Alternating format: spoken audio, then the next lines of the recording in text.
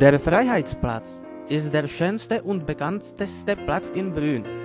Volkstümlich wird es Svobodjak geheißen. Es befindet sich direkt im Zentrum vom historischen Kern der Stadt und hat ungefähr eine Dreieckform. Im Jahre 1679 wurde hier die Pestsäule ausgebaut, die bald die dominante vom ganzen Platz wurde. Es gibt hier auch die große Menge von den beliebten Restaurants und Einkaufshäusern. Die Weihnachtsmärkte finden hier alljährlich statt. Für Brünn ist das eigentlich so eine Wirbelsäule der Stadt. Sie geraten von hier praktisch irgendwohin und irgendwo geraten sie auch einfach her. Ein idealer Platz für Rendezvous, oder?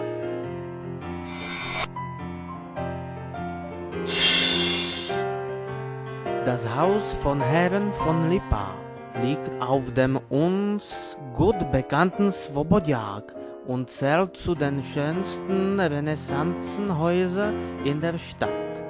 Trotzdem verfiel der Palast die langen Jahre hindurch nur und er wurde die Schande vom ganzen Freiheitsplatz.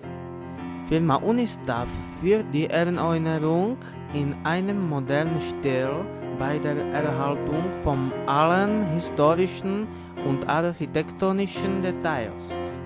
Es werden hier auch neue Einkaufs- und Relaxationszentren ausgebaut. Darum gehen die jungen Leute her am liebsten von allem einkaufen. Sie erholen oder ihrem Hobby sich widmen.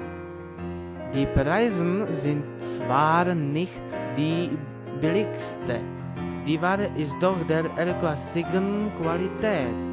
Wenigstens die Verkäufer sagen das.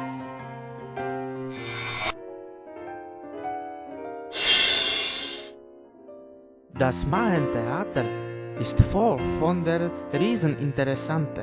Einerseits gibt es hier die große Menge von den verschiedenen Treppen. Die Möglichkeiten von der sicheren Flucht sind, noch dazu wurde es das erste Theater der Welt, das mit der Erfindung von Edison, mit den elektrischen Glühbirnen ausgerüstet wurde. Es ist auch das schönste Theater, das wir in Brünn haben. Es ist berühmt wegen ihren Schauspielern und darum kommen wir alle, die Theatertypen, auf unsere Kosten.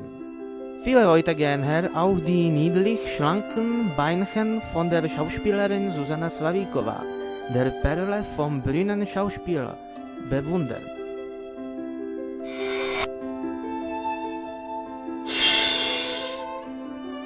Vaňkovka ist ein schönes, modernes Einkaufs- und Gesellschaftszentrum. Früher gab es hier eine verfallene Fabrik, heute, nach der langen Rekonstruktion, ist Vaňkovka doch ein wirkliches Brünner Zentrum, wo viele Leute ihre Freizeit beim Einkaufen oder Sitzen in einem Restaurant verbringen. Auf 2 Etagen gibt es hier auf der Gesamtfläche 37.000 Quadratmeter 130 Geschäfte. Die Bürgerkulturveranstaltungen wie Konzerte oder Ausstellungen sind keine Ausnahme. Ein Nachteil ist, dass die Geschäfte schon um 22 Uhr geschlossen sind. Wenn Sie vorbeifahren, lohnt es sich sicher reinzuschauen.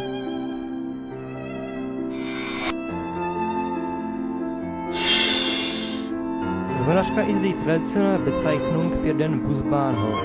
Das Riesenbetondach fesselt schon aus der Ferne. Jeder richtige Brünner stand schon mal auf diesem Bahnhof und wartete auf den Bus. Manchmal passiert, dass der Bus nicht kommt und die Leute nach Hause gehen. Am nächsten Tag kann man das dann doch wieder versuchen. Hlavas ist die Bezeichnung für den Zugbahnhof.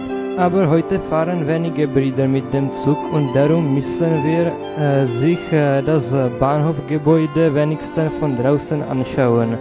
Ihre mächtige Halle wirkt, dass sie jeden Moment und abstürzt und darum können wir in der Nähe von Bahnhof immer eine kleine Gruppe von den betenden Nonnen sehen. Das Gebet funktioniert vorläufig. Das Dach hält noch fest. Sehen wir mal in ein